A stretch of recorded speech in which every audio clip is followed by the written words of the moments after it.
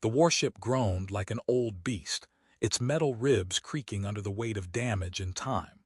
Smoke curled lazily in the air, weaving through the shattered beams of neon light that flickered like dying stars. Jace Morin sat cross-legged on the maintenance deck, his armor cracked and smudged with black scorch marks. His helmet lay next to him, dented in a way that suggested it had taken a hit meant to flatten his skull. He poked at the exposed circuits of a repair panel with a spanner that looked suspiciously like it wanted to explode in his hand. Across the deck, perched on a crate with the kind of grace that made him feel like a broken toy soldier, sat the alien warrior. Lysera. She was watching him with an expression halfway between curiosity and amused disdain. Her armor, though scarred and pitted from the same battle, gleamed faintly as though it refused to be anything less than majestic. Even damaged, it looked like it had been forged out of moonlight and anger. Her long ears twitched slightly, betraying whatever unspoken thoughts were running behind those sharp, silver-flecked eyes. "You humans," she said, her voice smooth as polished steel, "fight like you have no concept of how fragile you are. It's entertaining, like watching a glass vase try to punch a cannon." Jace grunted, not looking up from the mess of wires he was pretending to understand. "Yeah, well, we prefer to call it courage. And for the record, I've seen glass vases do some impressive damage when thrown hard enough." She tilted her head, the faintest smirk forming on her lips. "So which are you, courageous or just reckless?" "I'm leaning towards recklessly courageous," he muttered, the spanner slipping from his fingers and clattering to the floor. He cursed under his breath and picked it up, glancing up to find her staring at him with that unnerving, warrior's calm. Then she said it, casual but deliberate, like she was testing him. "Are you curious about what's under this armor?" The words hung in the air like an electric charge. He blinked, the corner of his mouth quirking. "Not really," he said. "I'm more curious about what's under all that attitude." For a split second she froze. Her smirk faltered, as if no one had ever bothered to answer her teasing with something so disarmingly honest. Her fingers, halfway through adjusting the clasp on her shoulder plate, stilled. Her expression flickered confusion, surprise, maybe a hint of intrigue, but it was gone as quickly as it came. Jace leaned back against the bulkhead, arms crossed over his battered chest plate. "I mean, sure, your armor's probably top-tier alien tech, but that's just metal. I want to know what you're like when you're not being the scariest person in the room." "You assume I am always the scariest person in the room," she replied, but there was a sharp edge missing from her tone now. "Am I wrong?" He shot back, raising an eyebrow. "You've got that whole deadly goddess from another galaxy vibe. I bet the ship's AI runs extra diagnostics just to avoid making you mad." The AI's voice crackled overhead, monotone and dry. "Affirmative. I am programmed to fear her more than hull breaches." Jace burst out laughing, and even Lysera's lips curved into a reluctant smile. "See," he said, gesturing at the ceiling. "Even your own ship is scared of you. I'm just saying that's a lot to carry around. Doesn't it get heavy?" She considered him in silence for a moment, her long ears twitching faintly again, as though they picked up thoughts like radar. "You speak like someone who has lost battles," she said finally. "Not just with enemies but with yourself." "Yeah, well," Jace shrugged. "You try growing up in a town where the most exciting thing is a bar fight over who makes the best synthetic beer. Life gets creative." Her laugh was quiet, like she hadn't planned to let it slip. He noticed how it softened her features, took some of the sharpness out of her face. She looked less like a warrior forged for battle and more like someone who, if given half a chance, might enjoy sitting under real stars instead of watching them from behind a blast shield. "Maybe I should test you," she said suddenly, a glimmer of mischief lighting her eyes. "If you are not curious about what's under the armor, perhaps I should make you." "Lady, I'm just trying to keep this ship from falling apart," he said, gesturing to the sparking wires in front of him. "If I get distracted, we'll both be seeing what's under the hull. Spoiler, it's vacuum, not as interesting as you'd think." Her smirk returned, sharper this time, but there was warmth behind it. You have spirit, human. I thought all your kind relied on machines to speak for you. We do, he replied, holding up the spanner like a sword. Behold the mighty weapon of the future, fixes ships, opens beer cans, doubles as a blunt object. She shook her head, an incredulous laugh escaping her. The sound was foreign and beautiful, like glass wind chimes in a storm. For reasons he couldn't explain, it made him grin like an idiot. The repair panel sparked again, sending a crackle of static across the room. Jace yelped and shook his hand. Okay, that's the third time I've been electrocuted in the past 10 minutes. Is this ship trying to kill me?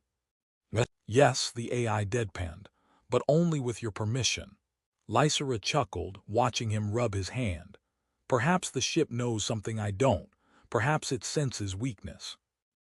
Or maybe, Jace said, pointing a finger at her, it's jealous of all the attention I'm giving you instead of its wires. She arched an eyebrow, clearly amused by his persistence.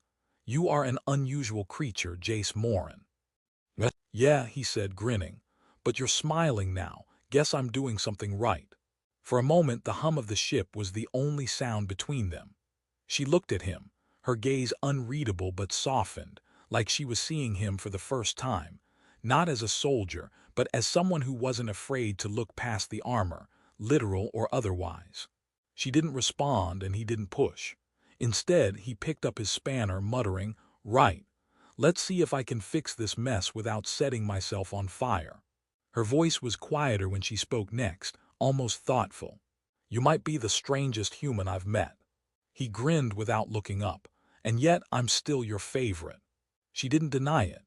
The ship's repair bay had become their universe, one half-ruined, half-luminous cathedral of sparks, hissing vents, and the soft hum of power cores trying to hold the vessel together. Jace sat on the grated floor with his legs sprawled out, the tool belt hanging off his waist like an afterthought. He wasn't sure which was worse. The alien technology that seemed designed by someone with a grudge against logic, or the way Lysera was watching him like a hawk waiting for him to screw up. You know, he said, squinting at a tangled cluster of glowing conduits, human ships are way simpler. We have things like labels, and manuals, and systems that don't explode if you sneeze near them. Perhaps your ships are simpler, Lysera replied, her tone calm but amused. She was perched on the edge of a broken console, her long legs crossed and her hands resting casually on her knees. But they also tend to fall apart faster. I've seen your shuttles. They are tin cans with engines strapped on. Hey, Jace said, pointing the spanner at her. Those tin cans got me to this floating death trap. Don't knock the engineering, it's all about character. We build ships like we build people, flawed, but stubborn enough to survive. Her long ears twitched, the subtle movement he was beginning to recognize as amusement. Flawed, she echoed, smirking slightly. A strange word to use with pride. Trust me, being perfect is overrated, he said. Besides, your ship is exactly a glowing example of perfection right now. He gestured toward the far end of the bay, where a chunk of hull plating lay warped like crumpled foil. Looks like someone got a little overconfident in battle. I didn't see you volunteering to take the brunt of a plasma barrage, she shot back, narrowing her eyes playfully. I would have, he said, but I was busy trying not to explode. That earned him a laugh, low and melodic. It caught him off guard, the way it softened the whole room. He hadn't realized how tense the silence between battles could feel until she broke it with something as simple as laughter. She leaned forward slightly, tilting her head. Do all human soldiers rely on humor to hide their fear? Only the smart ones, he said with a grin. Fear's like mold. Gotta keep it in check or it takes over. You compare fear to mold? She asked, her expression caught somewhere between disbelief and amusement. Yeah, well, I didn't say all our metaphors were good, he said, but it works. She shook her head, her hair catching the light as she watched him struggle with a stubborn bolt. Your hands are clumsy, she said after a beat. You're treating that circuit like it's going to bite you. It did bite me, he muttered, flexing his fingers. I've been electrocuted so many times today I'm starting to think the ship's developing a personality, a mean one. It already has a personality, the ship's AI chimed in suddenly, its voice perfectly dry. And I dislike you. See, Jay said, pointing at the sailing. Mean. Lysera laughed again, this time covering her mouth with the back of her hand, as though the sound surprised her. You argue with machines. Does that ever work? Sometimes, Jace said, mostly when I bribe them with fresh power cells. You cannot bribe me, the AI replied. I have no concept of greed. Yeah, Jace muttered, but you sound like you've got a concept of sarcasm. Lysera tilted her head, observing the banter with a kind of detached curiosity. It is strange, she said softly. You talk to everything around you, even things that do not speak back. Does it make you less lonely? Maybe, Jace admitted after a pause. Or maybe I'm just trying to remind myself I'm alive. Hard to feel alone when you've got a ship insulting you every 5 minutes. You are a peculiar creature, she said, but her tone had softened, the humor giving way to something more thoughtful. She shifted slightly, the dim light reflecting off her armor, highlighting the faint scratches that marred its surface. It wasn't just battle damage, it was history, written in metal. Jace caught himself staring and quickly looked away, focusing on a bundle of wires. So, he said, trying to sound casual, do all Clith warriors wear armor like that, or is yours special? Her gaze lingered on him for a moment before she answered. This armor was forged for me. It carries the crest of my bloodline. It is not just protection, it is a declaration. Of what? He asked. That I am Lysera, blood daughter of the 7th house, she said, her voice steady, yet there was a faint weight behind the words. It tells the universe that I belong to a lineage of warriors, that I carry their victories and their oaths. Sounds heavy, he said quietly. It is meant to be, she replied. Then, with a sudden flash of mischief, she added, which is why I am surprised you don't seem to care what's under it. He looked up smirking. Oh, I care. Just not in the way you think. Her ears twitched again, and though she kept her composure, something in her gaze flickered, something he couldn't quite read. Before the silence could stretch too long, a loud thunk echoed across the bay as one of the panels he'd been working on popped open unexpectedly, sending a small shower of sparks in his direction.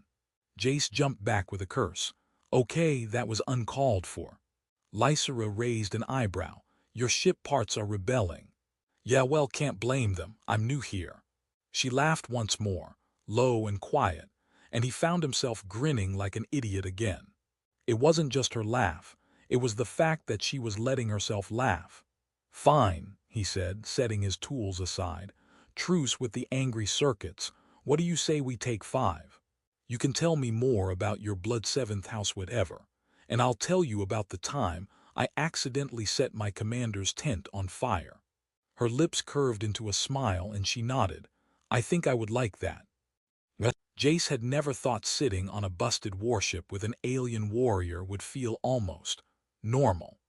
The two of them had claimed a quiet corner of the bay, surrounded by half-repaired panels and a mess of tools that looked more like torture devices than engineering equipment. He sat cross-legged, fiddling with a glowing module the size of his hand, while Lysera leaned back against the wall, her armor plates loosened and stacked nearby, revealing the softer undersuit beneath. He tried not to notice how the fabric clung to her like it had been stitched by smug fashion designers from another galaxy. So, Jace began, twisting the module in his hand like a stressed toy. This blood daughter thing. Is that like being a space princess or something? Should I be calling you your shiny ear majesty? Lysera raised an eyebrow, her long ears flicking slightly as though she was debating whether to laugh or throw a wrench at his head. It is not a title meant for flattery. It means I am born of a line sworn to defend our worlds. We are raised for battle, for honor, and for sacrifice. There is no crown, no throne, only duty. Sounds exhausting, Jace said, setting the module down. I get winded just carrying my backpack upstairs. Couldn't your people just, I don't know, invent Netflix and chill for a change? Her brow furrowed. What is Netflix? He grinned. Oh, it's just a human tradition. You sit around, do nothing, and watch bad movies about space battles. Ironically, all of them are less terrifying than the real thing. She gave him a look like he'd just confessed to a crime. You make entertainment from fake wars. Yeah, he said with a shrug. Cheaper than real ones. Plus, no one loses limbs. He glanced at her arm, where a faint scar peeked out from under the black fabric of her undersuit. Speaking of which, that one from the battle. Lysera looked down at the scar briefly, then nodded. Plasma strike. The armor stopped most of it, but the energy burns through flesh like it is paper. I've had worse. Yeah, I can tell, Jace said. That scar looks like it could tell its own war story, maybe even get its own spin-off series. She blinked at him. A spin-off. Don't worry about it, he said quickly, waving a hand. Human thing. A quiet hum filled the bay as the ship's AI interrupted. You are falling behind schedule on repairs, human. Jace groaned. You know, for a piece of code, you have a real talent for nagging. I am not nagging. I am making an observation about your inefficiency. Lysera smirked. It seems the ship has decided you are its favorite target. Lucky me, Jace muttered, grabbing his spanner. Let's get this panel fixed before your AI decides I'm expendable. He crawled under the half-repaired console, muttering to himself as sparks rained down. Lysera crouched nearby, watching with the kind of silent curiosity that made him feel both clumsy and weirdly important. You know, Jace said from under the panel, I never thought I'd end up here. Fighting side by side with an alien warrior who looks like she stepped out of a sci-fi movie. Do you think all aliens look like me? Lysera asked, amused. Well, no, he admitted. But I'll tell you, I've met a few of your allies. Some of them look like angry jellyfish. I'm not complaining, but it's nice to have someone around who doesn't look like they'd sting me if I blink wrong. I could still sting you, she said, leaning down with a mischievous glint in her eyes. Just not the way you think. Jace hit his head on the console and cursed, which only made her laugh harder. Yeah, thanks for that mental image, he muttered. Great for my concentration. She grinned. Perhaps your concentration is too fragile. Maybe, he said, rubbing his head, but my sense of humor is bulletproof. Try me. For a while, they worked in companionable silence, Jace occasionally grumbling when a wire refused to cooperate and Lysera quietly amused by his persistence. Every now and then, she'd reach over to tighten something with her gloved fingers, moving with the fluid precision of someone who'd been trained since birth to handle things under pressure. He couldn't help but watch her, not because of her alien grace, but because she made everything seem easier than it had any right to be. So, Jace said suddenly, what happens when this war is over? Do you just retire? Hang up the armor, take up knitting? She tilted her head at him. Knitting. It's a human thing, he said. You make clothes with needles and thread. I think you'd be terrifying at it. Probably knit something so sharp it'd double as a weapon. Lysera chuckled softly. If this war ends, I will likely serve the next. That is the way of my house. Yeah, but what if you did? He asked, his tone softer now. What if you just didn't wear the armor anymore? What would you do then? She looked at him for a long moment, as though the question had never occurred to her. I do not know, she admitted. No one has ever asked me that. Well, Jace said, I'm asking. Before she could answer, the repair panel emitted a loud beep and the entire bay lit up briefly as the power grid reconnected. Jace sat back, a little dazed. Fixed it, and I didn't even blow anything up. Temporary success, the AI corrected him.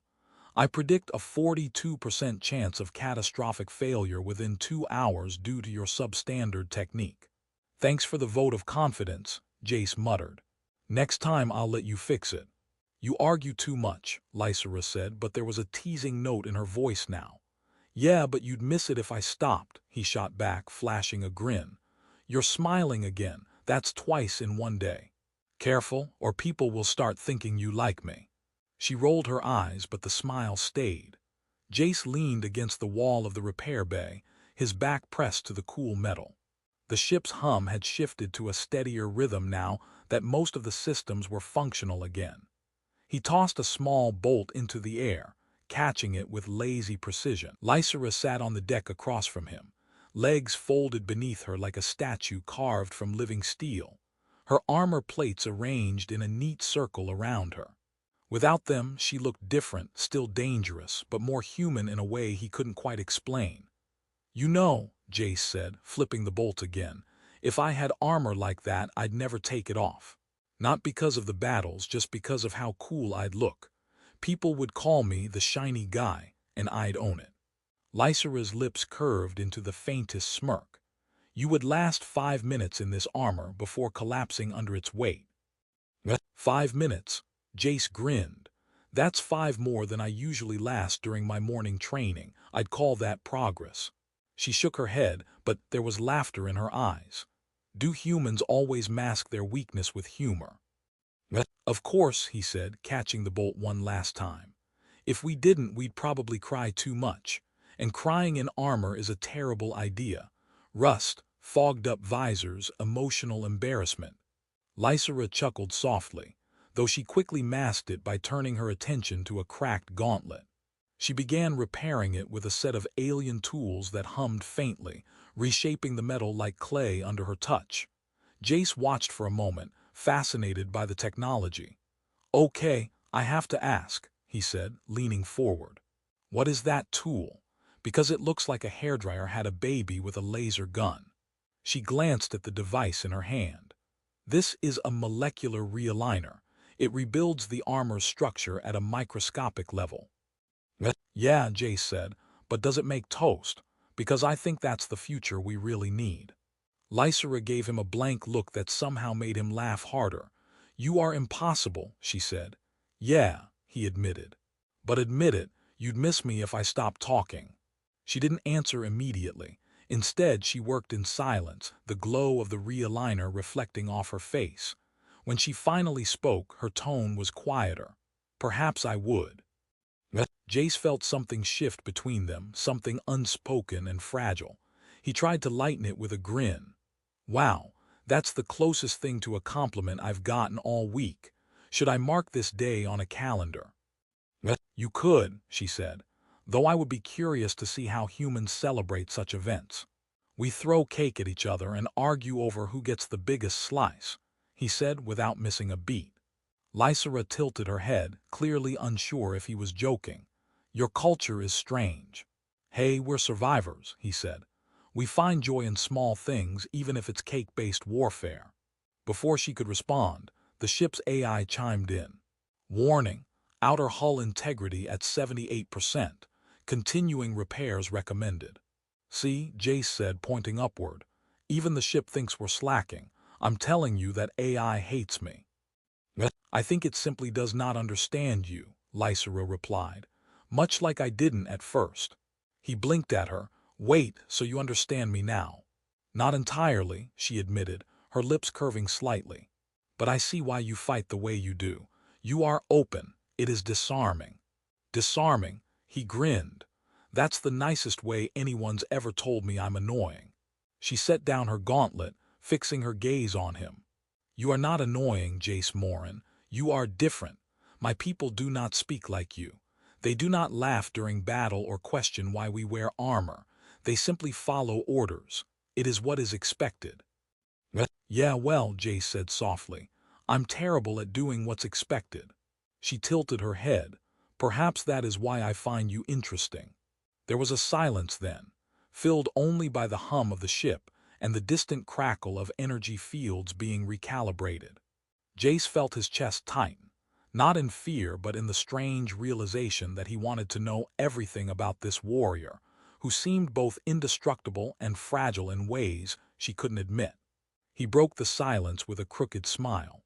"You know, if you wanted to test me, you could let me try on one of those armor plates, see if I can survive 5 minutes." Lysera raised an eyebrow. "You would drown in it." "Is that a challenge?" he asked. "It is a statement of fact," she replied, but there was a glimmer of amusement in her eyes. "Guess I'll just have to prove you wrong," he said, standing and grabbing one of her shoulder plates. It was heavier than he expected. He almost dropped it. "Okay, wow, this weighs as much as my entire training gear." She laughed openly now, the sound warm and unexpected. "I warned you." Yeah, he said, setting the plate down with exaggerated care. "Fine, you win, but don't tell anyone I said that. My reputation as an overconfident idiot depends on it." She smiled in that quiet way of hers, the kind that didn't need words. For the first time, Jace wondered what she looked like without the weight of war and titles pressing on her. He didn't just want to know what was under her armor. He wanted to know who she really was when the universe wasn't watching.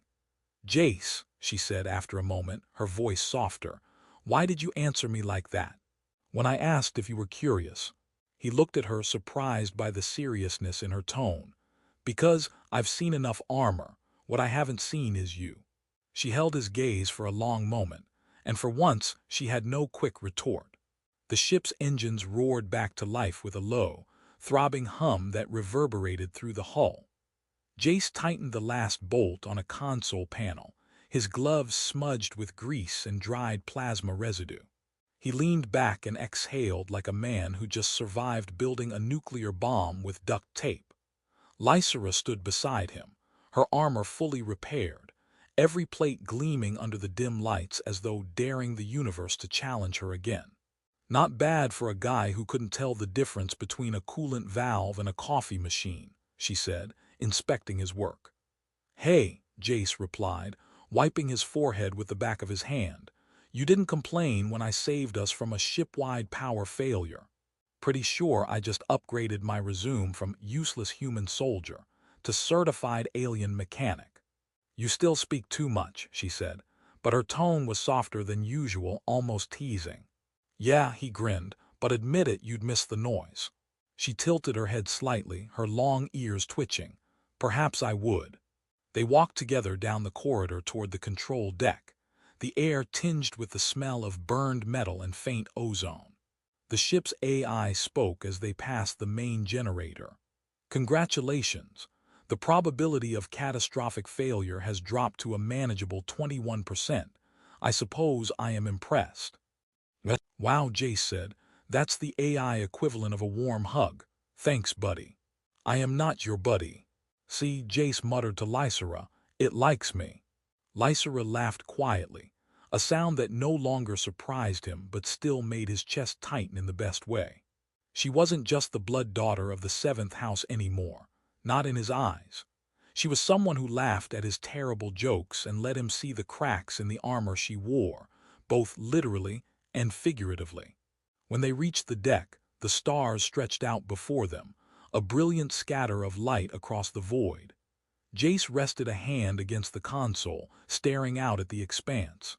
"You know," he said, "I thought coming out here, fighting this war, would just be another notch in my record. But somewhere between nearly being fried by a plasma coil and arguing with your I think I learned something." Lysera raised an eyebrow. "And what would that be?" "That I'm not just here to survive," he said quietly. "I'm here to actually see people, even when they're terrifying alien warriors who could crush me with one hand." She looked at him, her expression unreadable for a moment. "You do see people," she said. "You see me." "Yeah," he said with a small grin.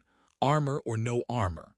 She was silent for a long moment, then unclasped the final piece of her chest plate, setting it aside. Underneath was just her, still formidable, but less like a symbol of war and more like someone who might sit under a night sky and wonder what it all meant. "I have spent my life being what others expect," she said softly. "A shield, a weapon, but you," her voice faltered just for a second, "you look at me like I'm more than that." "You are," he said simply. The AI cut in with an unnecessary, sentimental conversation detected. Yeah, Jace said, waving a hand. "Don't ruin the moment."